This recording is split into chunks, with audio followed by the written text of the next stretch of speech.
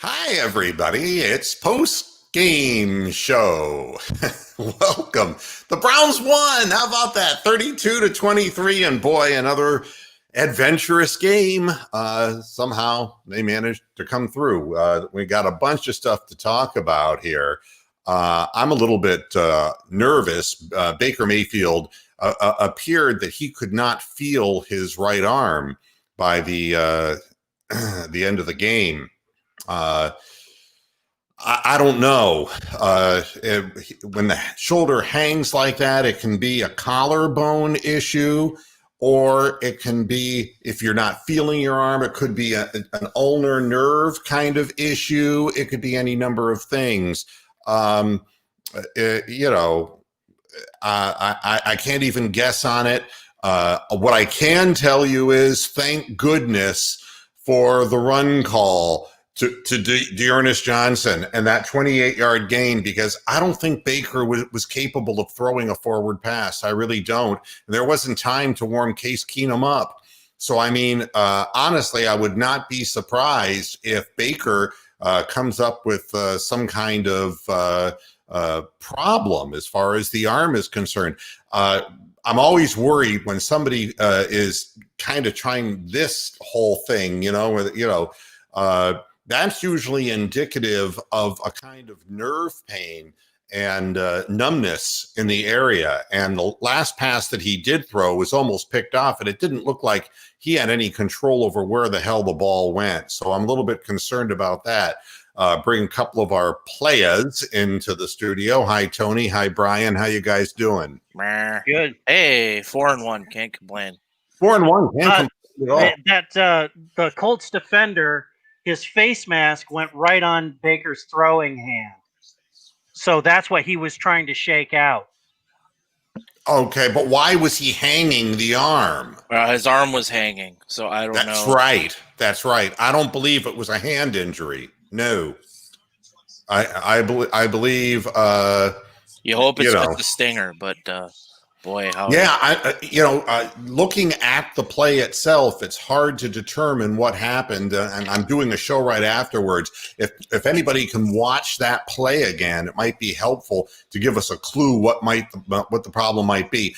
For the first time in this game, I had a problem with one play call by Kevin Stefanski, and that was the one that gave the ball back to your 3rd and 3, and you've got to have a timing pattern or something quick to a tight end drawn up. And instead, they dropped him back, and Baker held onto the ball far too long, and he took the hit. And you can't do that.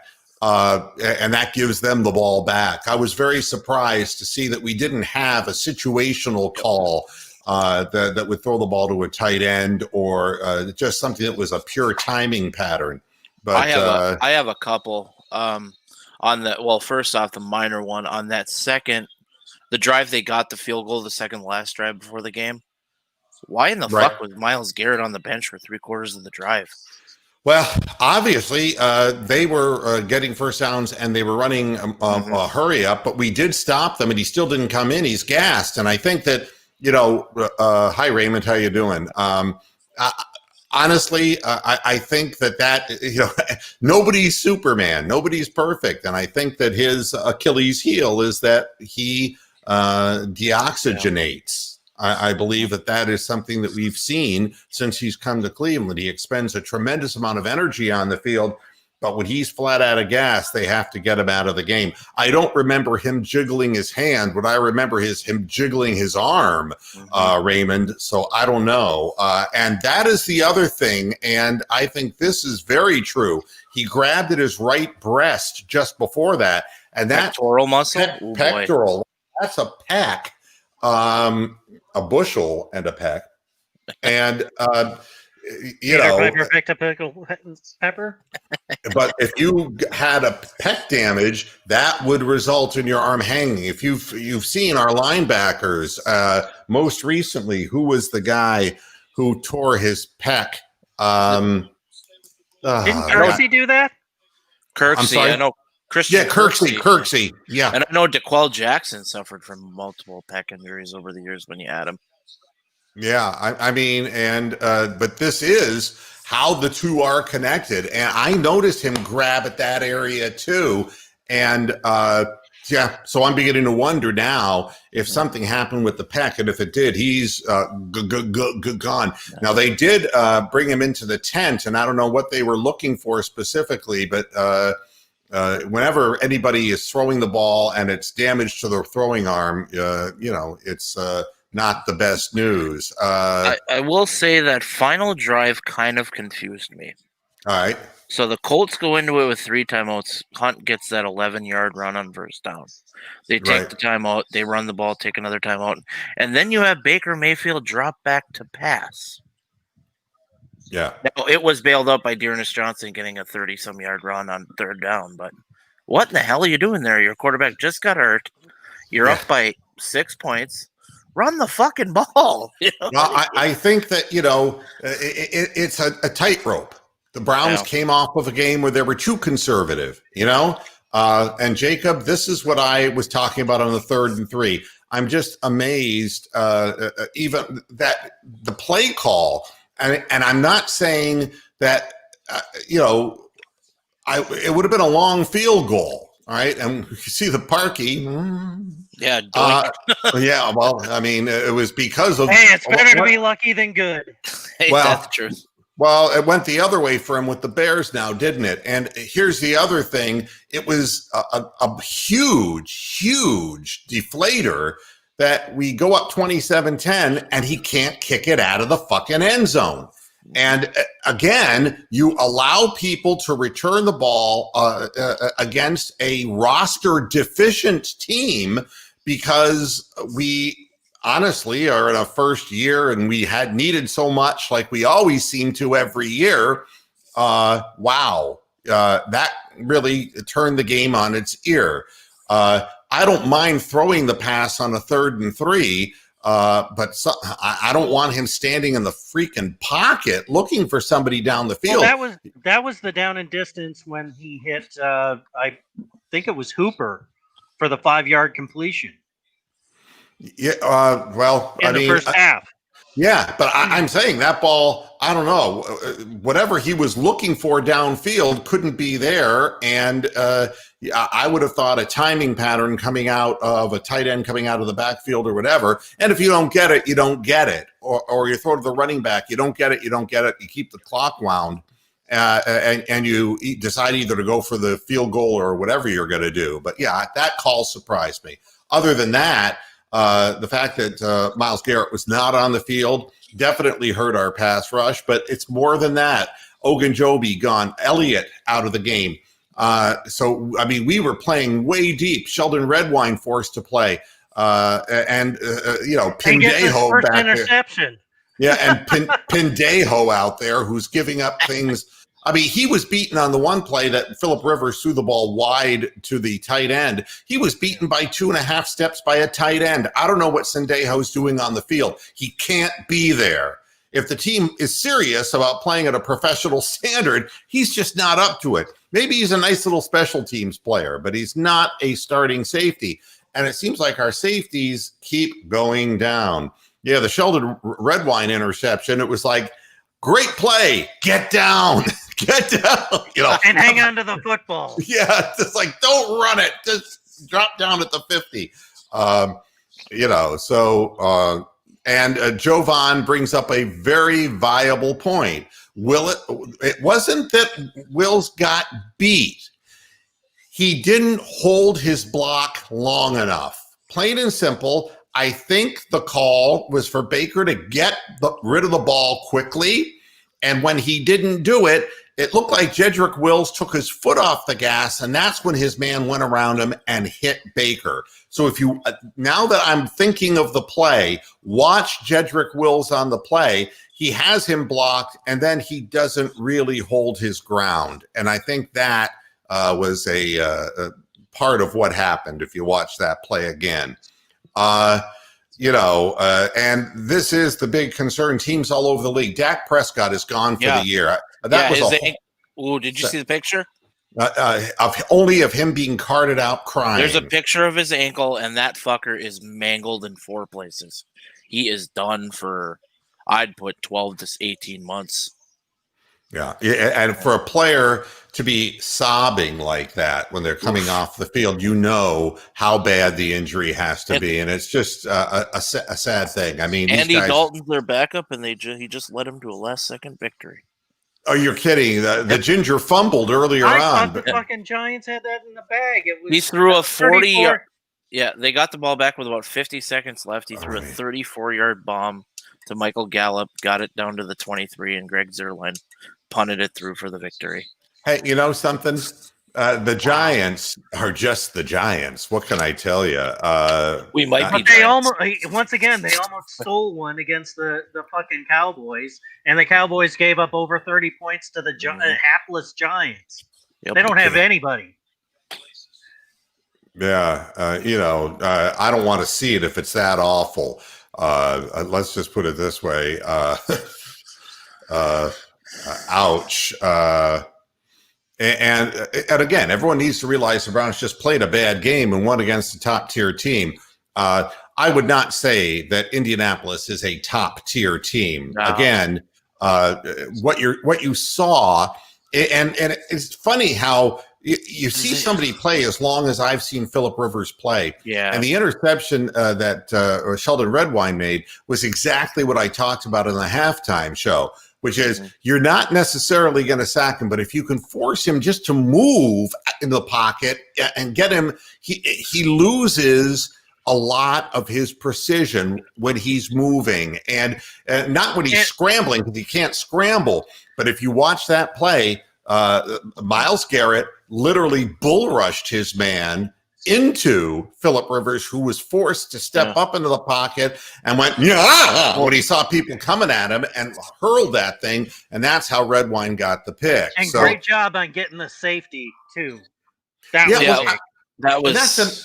was another thing that, honestly, I mean, he just chucked that thing out of bounds, just chucked it. And I don't consider them a top-tier team because they don't have a very good running game, and their passing game is really pretty much confined to short, detailed passes. They have a great run defense. I think they have that, but they were exposed in the first half as having a very poor zone pass defense. Now, and what happens in the beginning evens out, and Baker ends up not completing all that many passes after all. If you look at the stats, he was at 70%, and where he finished up the game, not so good. In fact, under 60%. He's back to his 57, 58%, which seems to be where he's at. And he was sacked one time, and he threw 2 interceptions. It's not a good game. And you can't, you're fortunate you got the turnovers so that you were able to offset your own mistakes. Well, and Indianapolis, Jesus Christ.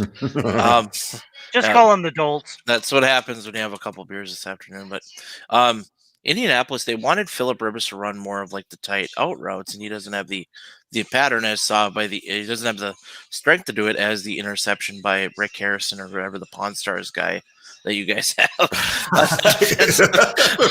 Roddy Harrison, or whatever the hell his name is. Well, there was another one he threw to the sidelines. I believe it was to T.Y. Hilton. That was a tick late, but Denzel Ward was not in position. But, I mean, that out pattern can't be a go-to. The short middle of the field is usually a better go-to for a 39-year-old quarterback. As far as it was wide open all game. Yeah, the play calling in the second half. The other thing that they came out running the football. They got that first down, and, it's almost like, and I mean this in the second half of the game, and they didn't really push running the football when they actually, on 2 different occasions, got first downs with strictly the run game.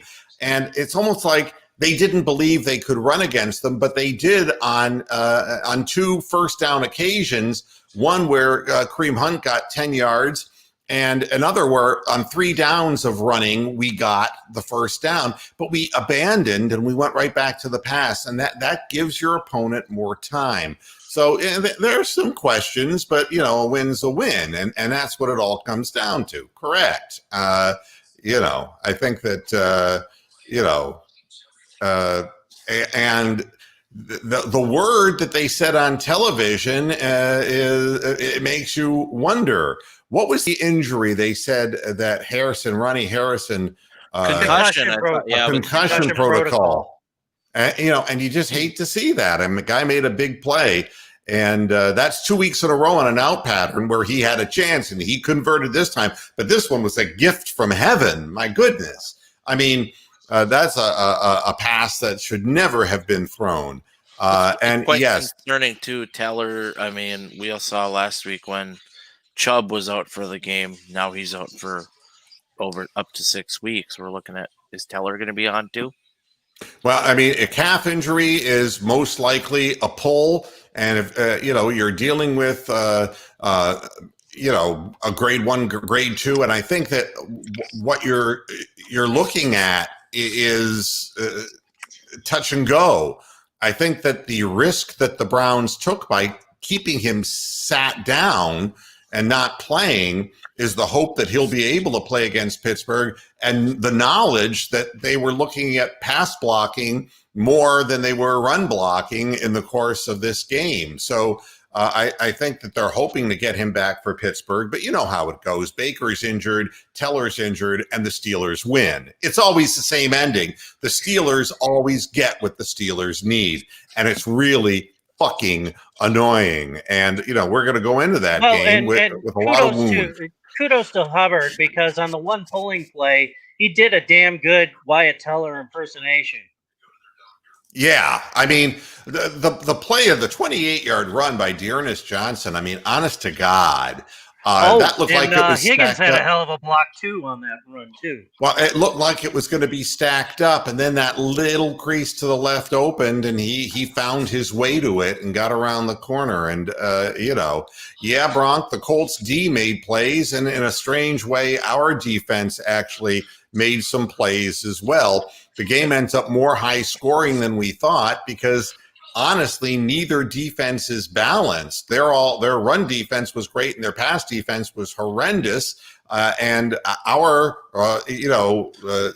pass defense in the middle of the field is just horrible, just absolutely horrible. I think the Colts would be a lot better team if they had a younger quarterback. And I'm not like denigrating Philip Rivers because he's a pretty good quarterback for what he is. But they need a quarterback who's mobile, who can, run if you need him to, get away. Yeah, I agree that, but again, you're going to see the guys like Dak Prescott. Now, how did Prescott get hurt, by the way? What was the actual play that he got hurt on? It was a draw play, wasn't it? I thought it was a design draw play, and he just got tackled and his ankle floated up underneath him. And when you see Lamar Jackson go down the same way, don't be surprised. The fact of the matter is you pay running backs for a reason. The reason Ezekiel Elliott gets paid is because he's supposed to run the football. And the Dallas Cowboys, without Dak Prescott, have no chance. The Ginger can't give them the three-dimensional look that they need. And yeah, somebody chewed ass. Frank Reich chewed their ass out at halftime. There's no question because they came out their front line delivering more pressure. It's almost like, I don't know why they were so laid back in the first half of the game, but they did get more pressure in the second half.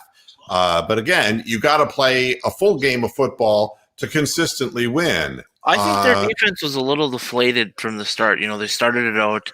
I think that was a fumble by Kareem Hunt. I don't know how you could say he was down or his forward progress was going, but I mean, it's whatever. But I think that they that kind of deflated them because they're like, well, fuck, we come out and get a fumble and now it's taken away from us. Let's just fucking mope and grope and, let the Browns score. Yeah, well, the thing there is that his forward progress was stopped, but nobody blew a whistle. Mm-hmm. And based on that, I don't see how that call on the field wouldn't have been overturned. I think Frank Reich is going to at least ask for an explanation because it is one of those unfortunate things where you're laying on top of people. Either the play is stopped or there's no whistle and the play is hot. It's got to be one way or the other. Now, granted, I don't know what the fuck Frank Reich was doing challenging that other call, but No, Whoa. but Well, from his vantage point, looking at the jumbotron, the tip of the ball looked like it touched the ground. Would look like it touched the ground, but it didn't. Yeah. Right. I'll give him that.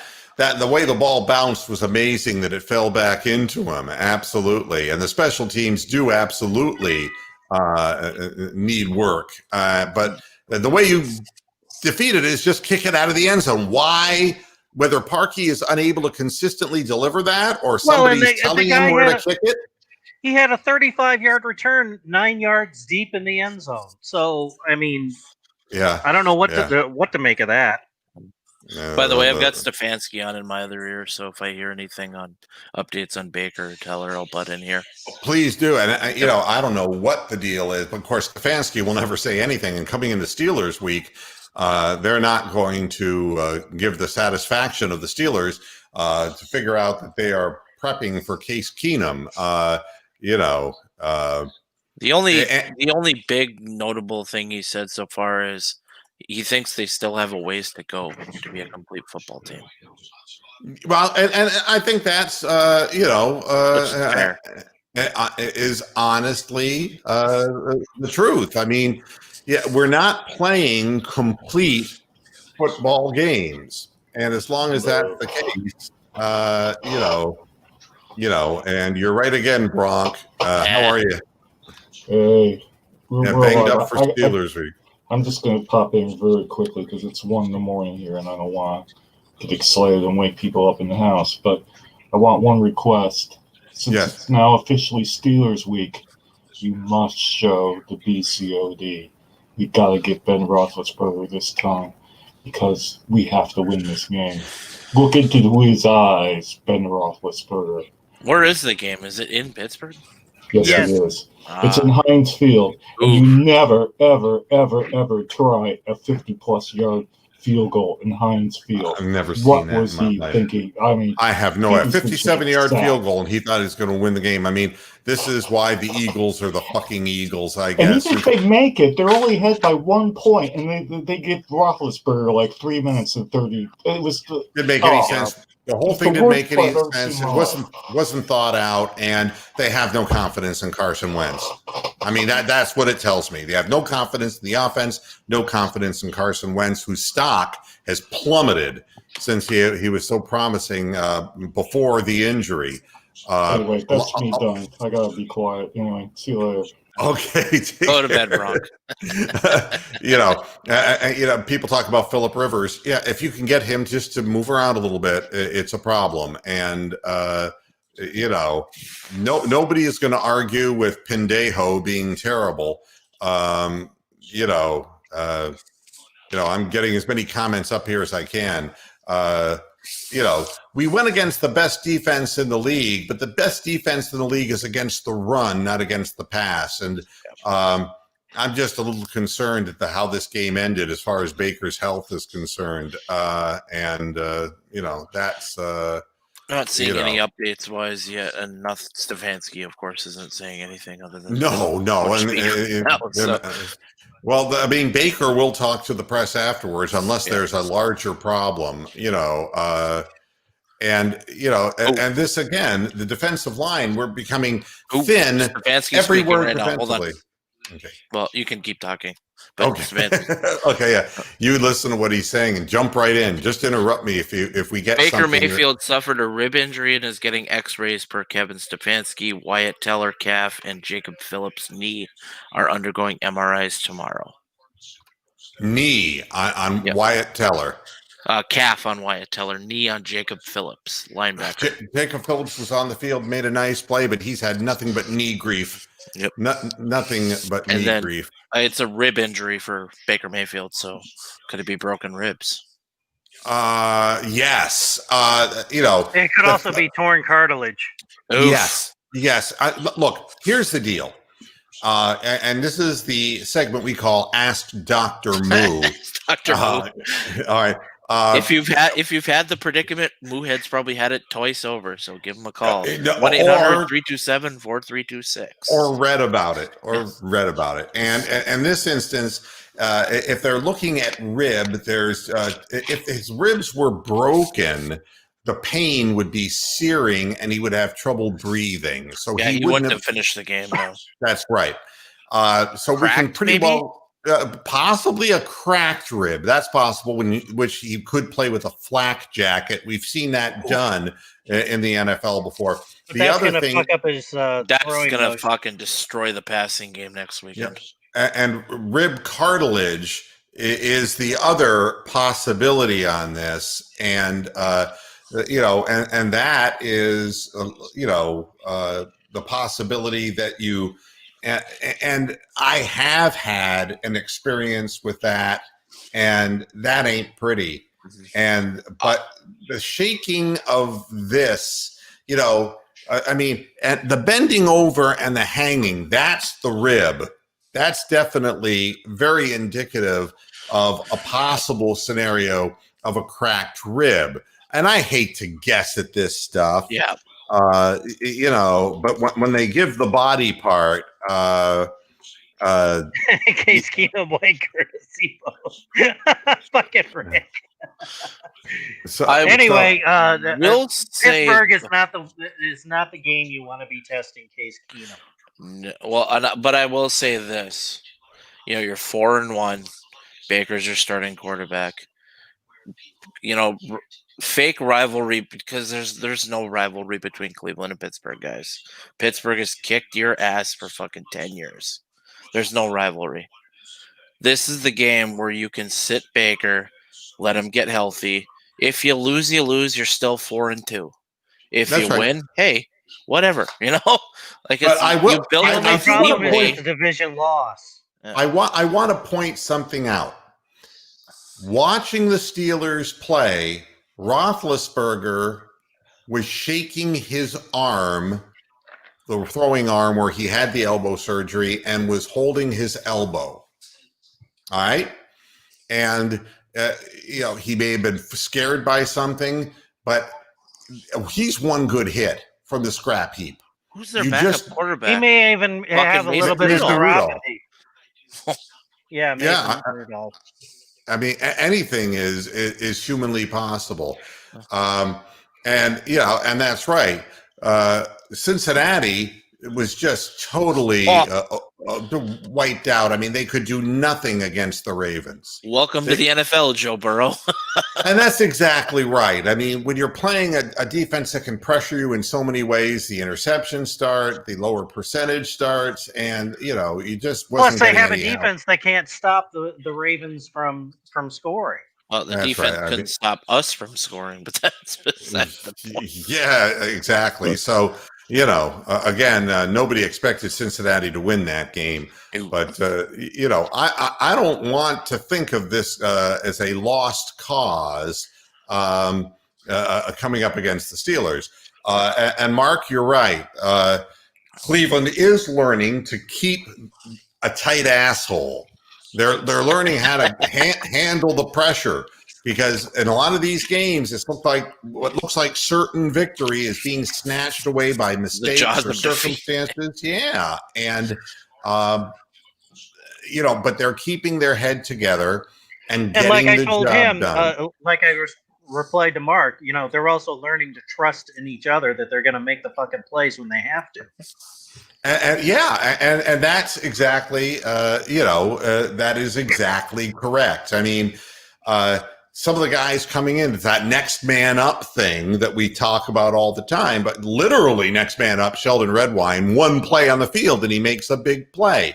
And, Ronnie Harrison makes a big play. Yeah, Stefanski just confirmed that Harrison's got a concussion, FYI. Yeah, there it goes. So he's gone. This is going to be ugly. But rest up, boys. You're 4-1, and nobody expected you to be 4-1. And it's going to be X-rays on Baker's ribs. They're looking for cracks, fractures, or anything. Hopefully, there's a massive COVID outbreak in Pittsburgh. Well, I'll tell you one thing. 30 players or some shit. I want to say something for the record, and that's that Sendejo could not catch COVID in a crowded phone booth if he didn't have a mask on. Another one went through his hands in the end zone, and I'm getting real tired of seeing number 23 when he's on the ball, not doing what he's supposed to, and being off the ball so much and making ridiculous mistakes. I want to hear what Joe Woods has to say about the first long reception that put us in a hole and behind in the game early. I mean, that he turned one way and the guy ran right by him. It's the same fucking thing that happened last week. And I'm tired of covering for friends' butts. This guy can't play. We've got to find somebody, and obviously it can't be Ronnie Harrison now. We got to figure out something. I don't know what it's going to be, but we got to figure out something. Guys are not solid enough back there. You know, and Rick is pointing out the next 3 games, Pittsburgh, Cincinnati, and home to the Raiders. Well, the Raiders had a big game this week. They just beat the tar out of the fucking Chiefs. And, you know, they always say that about the Chiefs. They say if there's any one thing, it's the defense, right? That's the weakness of the Chiefs. And they gave up 40 points to the goddamn Raiders. And you're not going to win giving up 40 and they were points. But they were able to slow down Mahomes, too. Yeah. And, you know, yes, Pittsburgh will get in their heads and start fights on the field because they're going to be allowed to. This is a given. And it's going to be a challenge for the Cleveland Browns, but every game is a challenge. Yep. This has been a season of challenge, no preparation because of COVID. A first-year head coach, first-time ever head coach, a new defensive coordinator, and a bunch of players who really nobody even thought would hit the field who are having to play significant snaps. This has been a season of complete surprise. And if you look at it, if you lose to the Steelers next week, whether by fucking 3 points or 30 points, if you end up the season 8-8, 9-7, 10-6 in the wild card, you're going to look back at next week and be like, oh, who fucking cares? You know, I mean, the expectations are so low for the Browns this year. With the coaching change, brand new coach, that 6-10 would be success.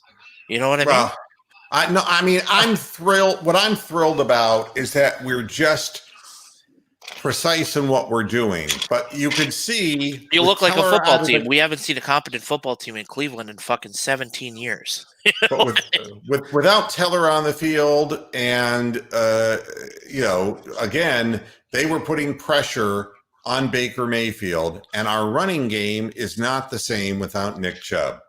And I'll say something else. When Kareem Hunt dropped on the field, the sidelines, he was cramping, and I'm wondering, because he was kind of shaking his leg out, I hope that his groin hasn't acted up, because we had to use him as a virtual single back in this game for the whole game. And he appeared to cramp up on the sidelines, and I don't know what would have caused that. What's up, Daddy Kong? Good to see you on the program today. Bronk, I would rather have Earl Thomas than have to deal with Kindred being on the field again for the nobody is. He's being facetious. Hey, D-Cup, how you doing? That's right. The Browns were in the lead and controlling these games and managed to finish them off. And it was funny with the Parkey kick. That thing starts fading left, and when it hit the goalpost, I'm going, "Oh my God, this is like the worst deja vu." You know?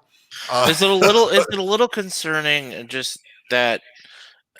We relied too heavily on the defense in the second half. I mean, Baker went 2 of 8 for 19 yards and 2 touchdowns in the second half. Yeah, I mean, it's a problem. Granted, there were a few drops. Let's clarify. Yeah, I mean, Landry 2 in a row that he would not normally drop. Yeah. But yeah, I think that the running game was not the same, but it isn't when to be honest, you need the 1-2 punch. They're very different types of running backs. Well, and as I said on Friday, the Colts are very, very good. Have been very, very good at their gap responsibility with the D line and the linebackers. So I didn't expect a huge running game. Yeah. I don't think the Browns did either, based on the way their scripted plays ran. They were going to run. They were going to pass the football, and I knew that it was going to. Kareem Hunt has never been that running back that's going to get you major running yardage. He's more of a. He led the league in rushing his rookie year. Yeah. I mean, he's a guy who he's a 1,500 yard back.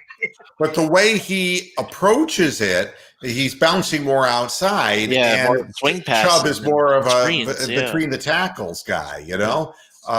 So it is a 1-2 punch that can wear, Chubb is more about wearing people down, finding that small crease on a cutback and really making you pay.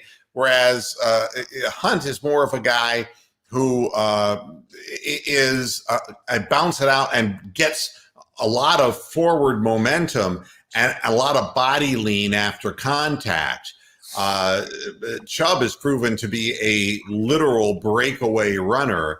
And I don't know from a historical perspective about Kareem Hunt that way, but Kareem Hunt is more blasted out of a cannon. Chubb is a little bit more considerate and picks his spot. But we really need both of them, and it's an incomplete thing. And the one play that Dearness Johnson made a big run, I thought was very fortuitous that hole ended up opening up because he was stacked up. It really, and we're asking about Eric Weddle. At this point, if you're scraping the free agency, you're in trouble. Yeah. I mean, I don't know who's going to help you out at this point in time. The only help you can get, and it's a hell of a fucking risk because he's got a background, is Earl Thomas. Yeah, but you don't want him on the team because he would fucking divide the locker room. There's a reason the championship contending Ravens didn't want Earl Thomas. There's a reason the 1-4 Texans didn't want Earl Thomas. Yeah, obviously there's problems. And, I saw something on television that really bothered me. FanDuel, the James Harrison commercial, I find it reprehensible to say the least. And I think the ad should be pulled. I think that it's a humiliation and embarrassment to humanity that a guy who made a career trying to injure people is featured in a commercial where he's trying to injure somebody. And I'll say it over and over again, he belongs in jail. Fuck him. And I watched him play football for too many goddamn years, and his reputation is to hurt people. So now he's in a guy's house, literally trying to injure him, and finally nails him cold in the guy's front yard. That's FanDuel. Well, as far as I'm concerned, get it the fuck off the air. I don't want to see that shit. That is un-American. If you want to say what's un-American, that's un-American. And it disturbs me because players like Dak Prescott playing a rough, rugged game, really tough game where you're going to get hurt, to have ass clowns like James Harrison playing the game and adding to the woes and injuries of a sport that's already, this way. And no, I don't want Earl Thomas. I don't want a guy who might well be on a form of rage because of encephalopathy. I don't know what makes him get into a fight that brazenly with a teammate and having problems with violence and abuse. I don't want it because that suggests that there's some brain deficiency. I don't want it on the team. And by the way, non-Browns related, Cowboys announced that QB Dak Prescott has suffered a right ankle compound fracture and dislocation. He's done for a while. By God. I mean, and that's just, that's it. I mean, that's kind of the way it goes, and it's not good. Phillip Rivers, by the way, was 21 of 33 for 243 yards. These are very typical numbers. A 60.6 rating. Baker ended up with a 72.7 rating. The 2 picks and a safety cost him in the end. Yeah, and and he just wasn't getting help from his receivers in the second half, and I think 2 questionable play calls. Kareem Hunt only averaged 3.6 yards a carry. Dearness Johnson 4, and that included a 28-yard run. That'll tell you how little success he had. But again, the problem for them is that T.Y. Hilton, he caught 6 passes for an average of 11.5 yards. He didn't make a big play, and he wasn't really that big a factor. He was. They haven't had a 10 flash times. in the pan, like a flashy.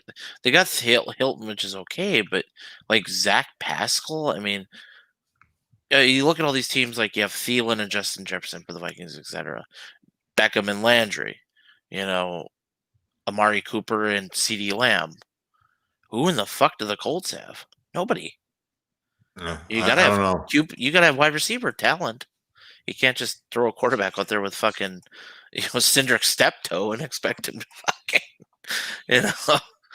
Yeah, and it's interesting that B.J. Goodson led the Browns in total tackles with 3 solos, 9 total. I mean, and Taki actually had 7 total and 5 solos. And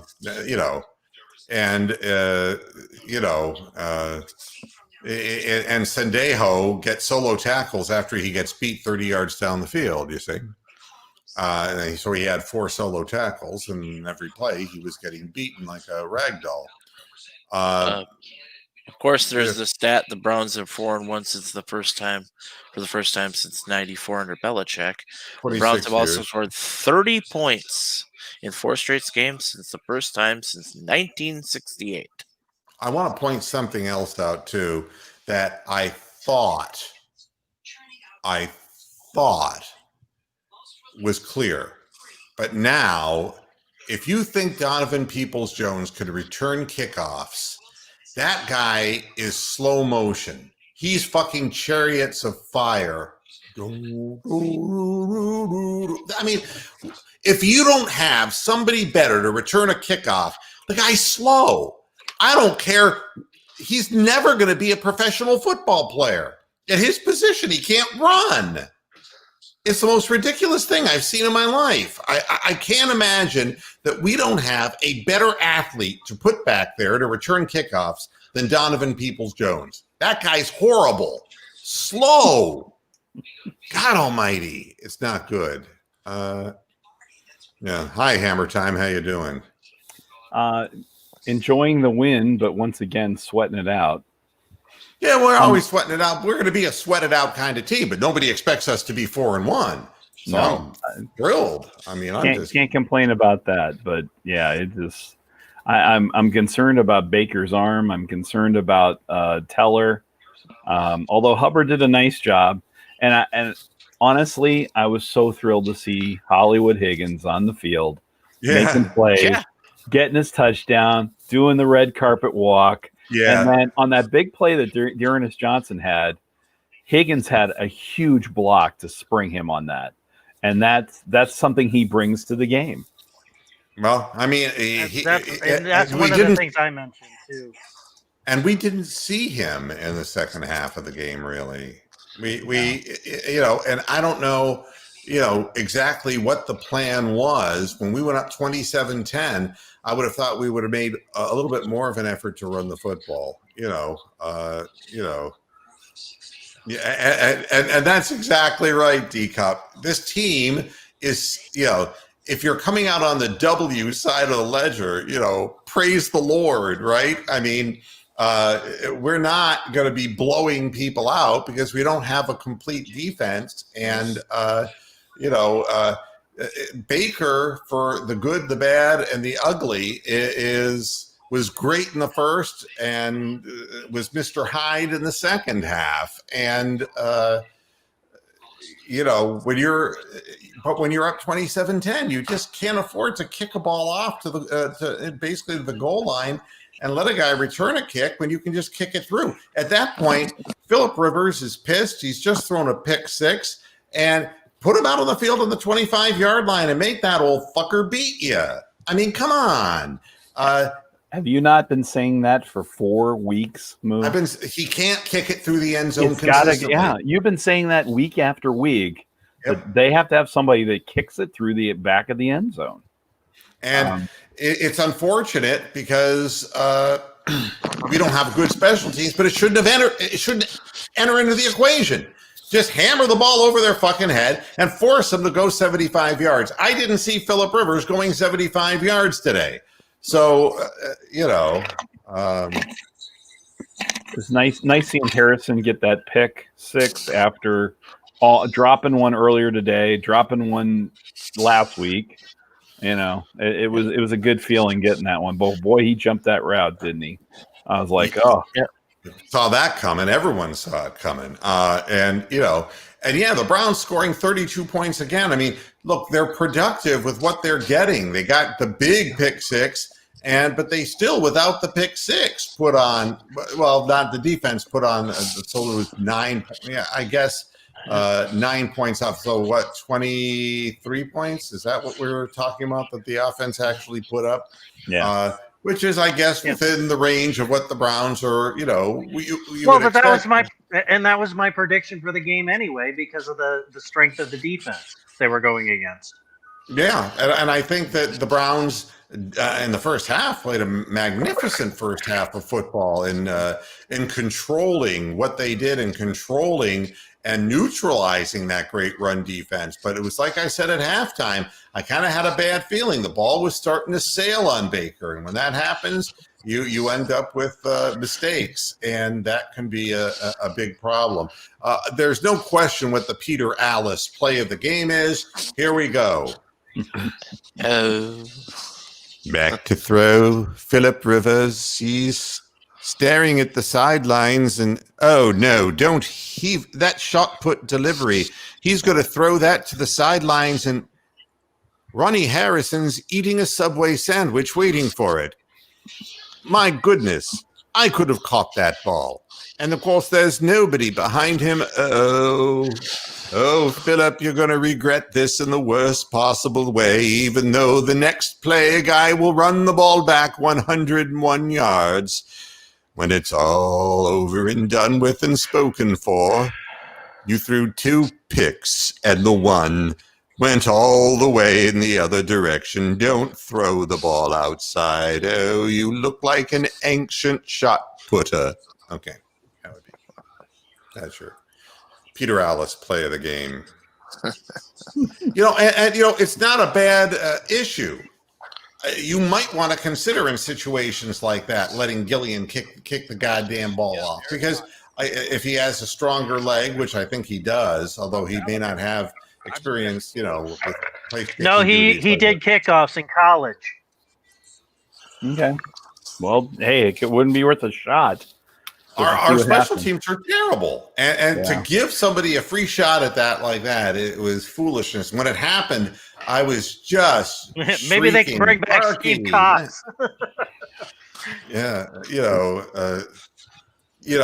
really, when you look at it, you want to talk about uphill struggles, D-Cup. Yeah, they were behind, except 7-3. They were behind, and it was like Sisyphus and the Rock.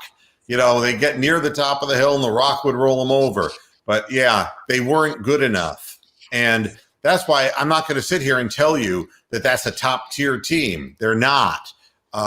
Because if they were a top tier team, they had done better against the Browns. The Browns are not a top tier team. Their record is a top tier record right now. But man, we're running out of fucking bodies for one thing.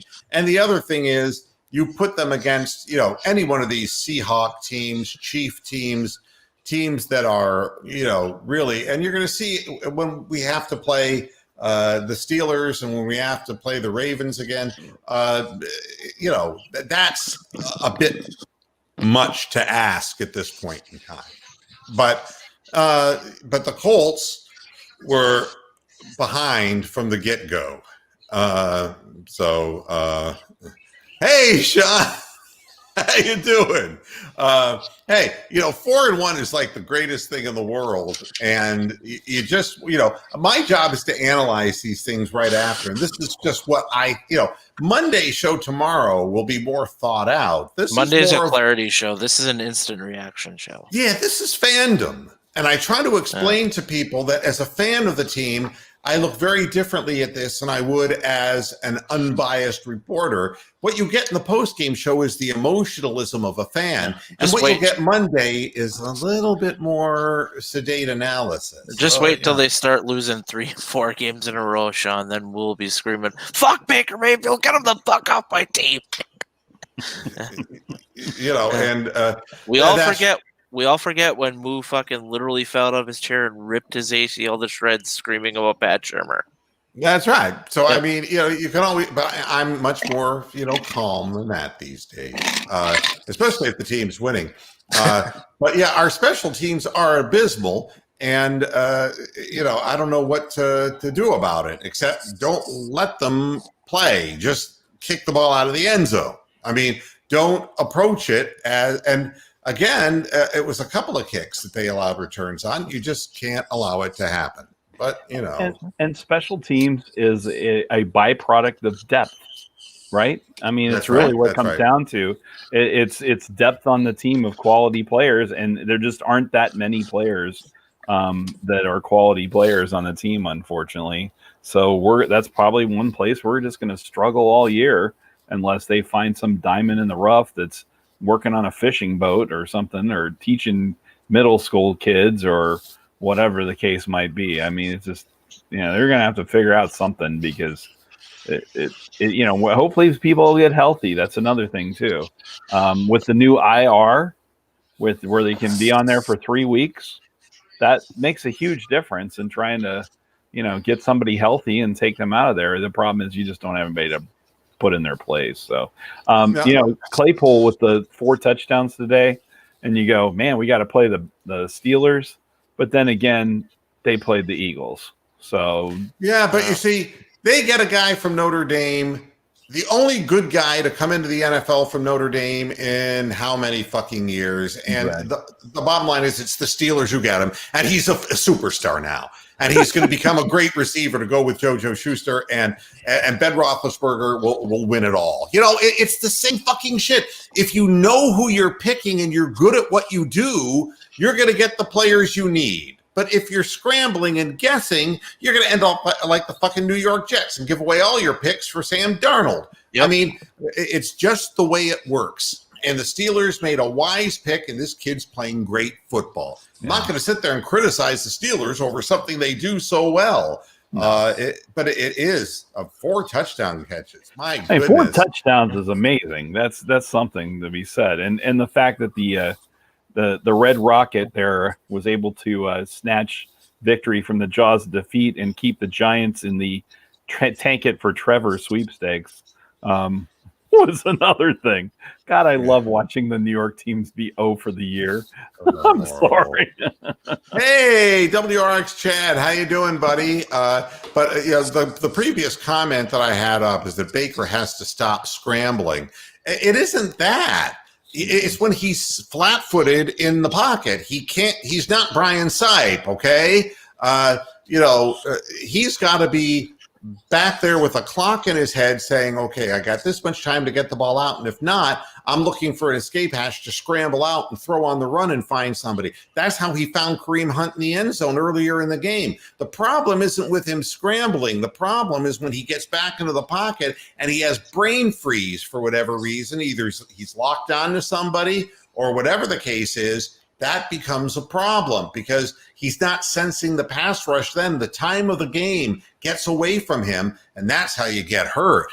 That's how you get beat up. He needs to go back, have X amount of time, find the outlet. If it's not open, he's got to scramble out of the pocket and find somebody, and he's got to have check down. That's there's no check down on that play. He's standing in the pocket just looking around, and he got hammered. I mean, that can't happen. This quarterback can't absorb that kind of punishment. It's just that way. And Bronk is calling for more Black Cow of Death. Here it is. Black cows matter. There you go. BCM. Yes, exactly right. And there he is. There he is. He's peering into the soul of Ben Roethlisberger. But I've been saying Ben Roethlisberger is one hit away for about 8 years. So don't expect it to happen anytime soon. He's probably what will happen is it will turn out that Ben Roethlisberger is the rebirth of Jesus Christ. And it just so happens in the twisted America that we live in that Jesus Christ rapes women. Okay, that would be the 2020 answer to everything. Okay, that we're going through right now. My goodness. Well, I mean, this is the craziest year. I mean, topsy-turvy years. I don't get it, man. I mean, it's not just, well, the pandemic is crazy shit, but then it's like, why are we? It's like we're doing everything we can do to make it worse, and it's crazy. And it's like everything that we do that's wrong, when we come back and go, well, why are the cases going up? I don't know. It's that same, I don't know. And you got to be a fucking moron. It's like 15 to 24-year-olds. I don't know. Why are they the big ones now? I don't know. And who are they going to give it to? I don't know. The fact of the matter is, it's always going to get worse because you let them out loose. You said everything was fine. And you have a fucking orange-haired prick in the White House who says everything's fine. It's not fine. 2020 is fucked up, man. It's fucked up. We got a fucked up political election coming up here that both sides are trying to rig openly. Mm-hmm. I mean, it's bad. It's as bad as it can get. I shouldn't say that because it's been going downhill. We got 2.5 more months of this nut house to go to get out of 2020. So I've never seen anything like it. And then on top of it all, the Browns are 4-1. Yeah. There's never a sign the world is on its fucking axis right now. Exactly. That's successful. Cue REM now. It's the end of the world. As we know it. That just Bizarro goes to show you World. Remember Bizarro World on Saturday Night Live? Yeah, that's what it's like. It's like Bizarro World. I mean, everything that you've come to accept as being a natural, normal thing. No, And that's exactly right. I mean, with climate change, you're absolutely right. Hell is freezing over. Go ahead. Consume mass quantities. The cone heads. Jacob Leslie's, oh my. Yeah, exactly. Yeah. But this is 2020. I can't explain any of it, and I don't know. Let's bask in the glory of another victory for another week here, huh? I'm telling you, it's a good feeling to go to work next week. Well, I don't have to go tomorrow, but on Tuesday, it's going to be a nice feeling wearing my Browns polo shirt to work and enjoy these victories while they can because the season will be canceled in 3 weeks thanks to COVID. Well, that's it. At this rate. Well, look, I mean, it's rearing its ugly head in the NFL right now. And yes, I remember Jacob, but never take a backward step, and that's why his constituents, his solid 35%, and the Hitler Youth behind him, love him so much. No, they do. They love him. And they would lay down their lives gladly for him. That is the case. I mean, look, I don't like him. I think we see the Hitler Youth burning down the fucking America right now. Okay? Yeah, but it's not really young people they're really doing that. You know who's really doing that? It's the firemen. I mean, we might as well just make up stories because that's what everybody's doing. It's like renegade firemen.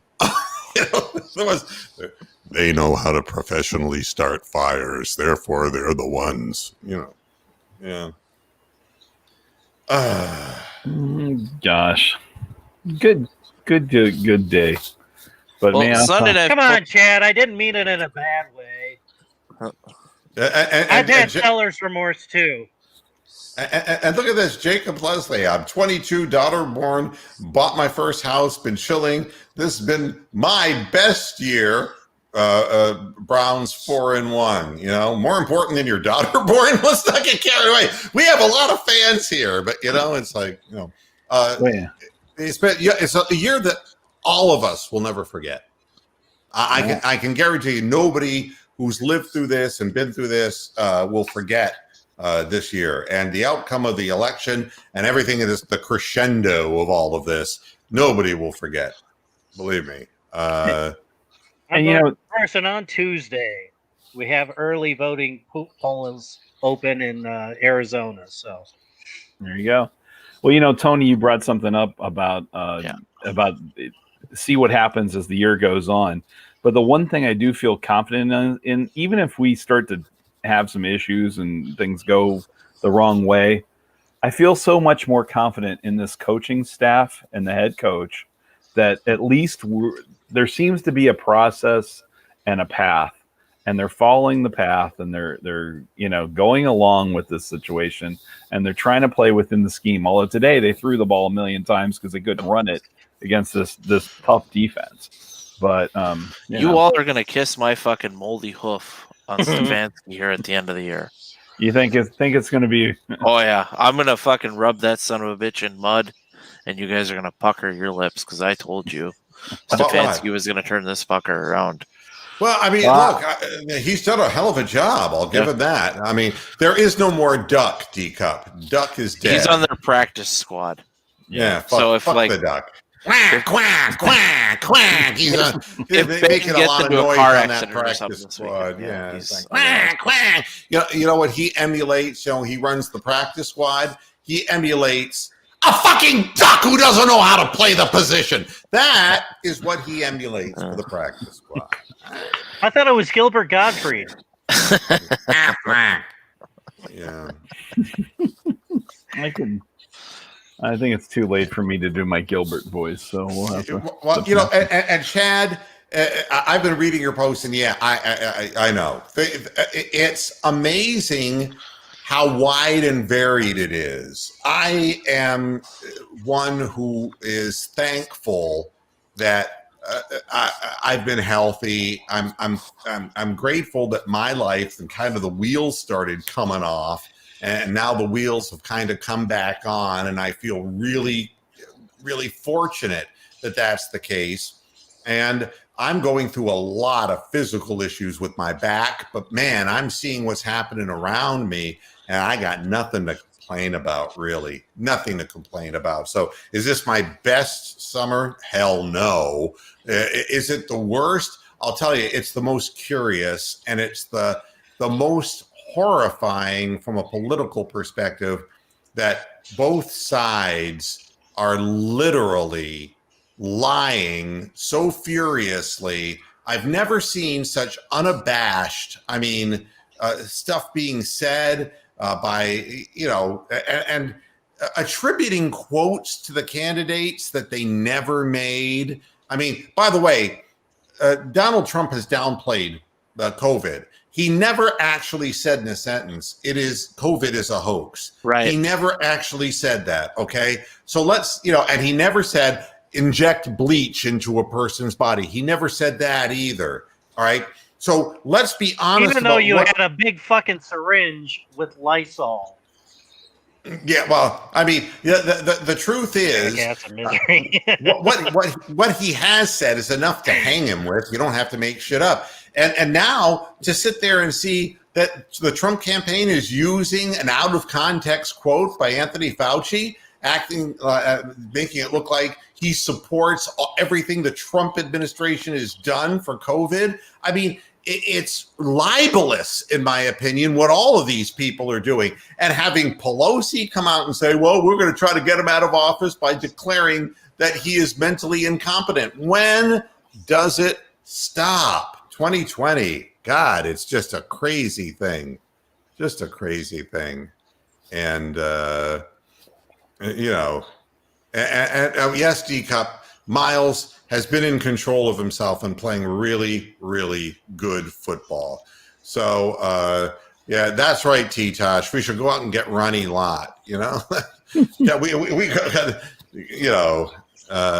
it's...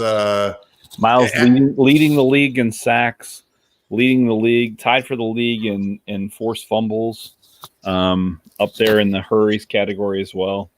Obviously, well worth that first round draft pick. It's nice that he's coming through. So, and look at that, man. What is it? A jet boat like the old cigarettes? Remember the cigarette boats, Chad? That's what they were using in Miami Vice back in the 80s. Those were the ones that the drug patrol. Yeah, he's also got a nice new dock.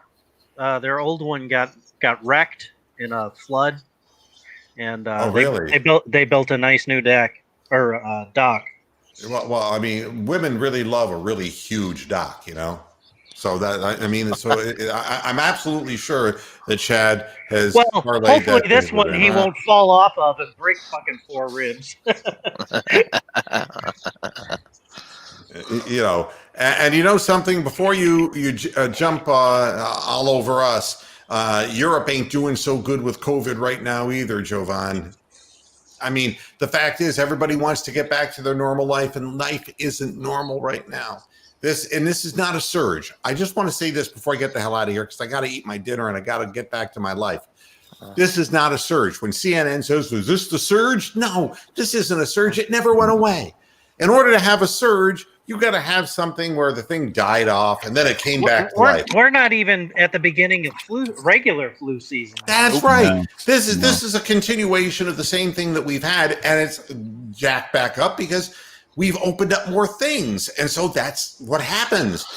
But as far as the regular flu, we haven't even seen that yet. So, that's, I think the other thing is people are getting lax because they've been doing all these things for so long and not seeing people, quarantining, wearing masks, socially distancing. And now they're just kind of, it seems like they're just throwing it all out because they're tired of it.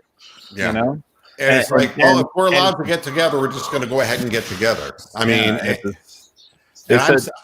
Portage County up near Cleveland is one of the hot spots. And part of the reason is because the kids came back to school at Kent State.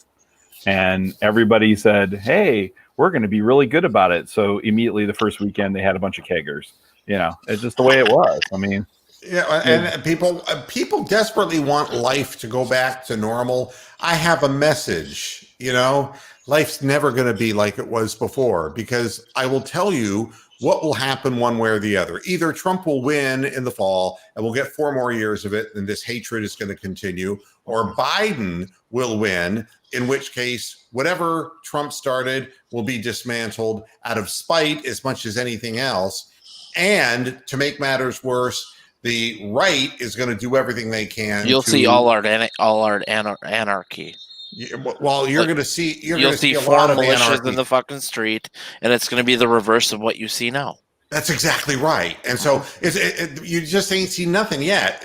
I mean, life is never going to be normal the way we remember normal. No. And the rules of the game have changed. And I'll tell you something else. If Donald Trump loses, I guarantee you he will start a third party, because the GOP is already kind of turning their backs on him in some major Senate races because they're afraid. And it's not because of him. It's because they just want to be reelected. They're whores. And so they got to jump on whatever wagon they can jump on that they think is give them a better chance to continue dipping into that special interest money that they shove into their pockets. So that's what's happening there. But Donald Trump has a solid 35% of Republican voters in his hip pocket. And he ain't going to run for president again, but he's going to be a wielder of power. And believe me, you remember the Tea Party, and the Republican Party was assailed by the Tea Party. Mm-hmm. And you saw how many people started running on the Tea Party platform and how quickly that kind of went away. This isn't going to go away. The 35% are going to stand tall and continue to stand tall. And it's going to be a whole coalition of people, many of whom are not savory people. But what I will say is they will stand behind Trump no matter what he does. And I remember when they said Sarah Palin was going to become a star in a third party. No. It's the cult of personality. And Donald Trump has earned the confidence of those people for whatever reason. And he holds a lot of sway. So one way or another, this shit isn't just going to go away. All right. As far as football, we're 4-1. We're going into Steeler week. Tomorrow I'm back on the air. We'll start talking about what happened in this game, how maybe some of the results come out, what we find out about Baker specifically. And then we'll talk about what's coming up, and we'll talk about what happened in that Steelers game and things that maybe we can take advantage of.